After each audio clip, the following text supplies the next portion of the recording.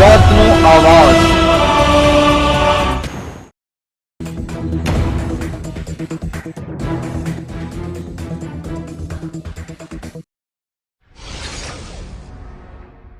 રાજકોટ જિલ્લાના ધોરાજીના સરકારી વહીવટી તંત્ર દ્વારા ધોરાજી સેવા સદન બિલ્ડિંગના ગ્રાઉન્ડમાં રંગોળી કરીને મતદારો જાગૃતિ અભિયાન કાર્યક્રમ કરવામાં આવેલ।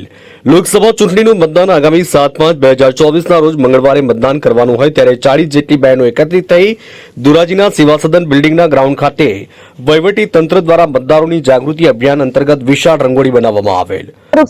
ICDS ની અંદર મુખ્ય સેવિકા તરીકે ફરજ બજાવું છું અને આજે ધોરાજી ખાતે ધોરાજી વહીવટી તંત્ર દ્વારા ધોરાજી સેવા સદનની અંદર મતદાન જાગૃતિ કાર્યક્રમ અંતર્ગત લોકસભા ચૂંટણી 2024 અંતર્ગત રંગોળી કાર્યક્રમનું આયોજન કરવામાં આવેલ છે, જેમાં 40 બહેનો દ્વારા 4 કલાકની મહેનત બાદ રંગોળીનું આયોજન કરવામાં આવેલ છે।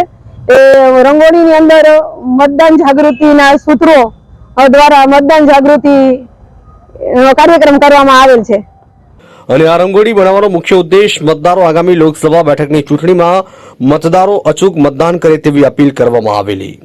ધોરાજીથી અલ્પેશ ત્રિવેદીનો રિપોર્ટ।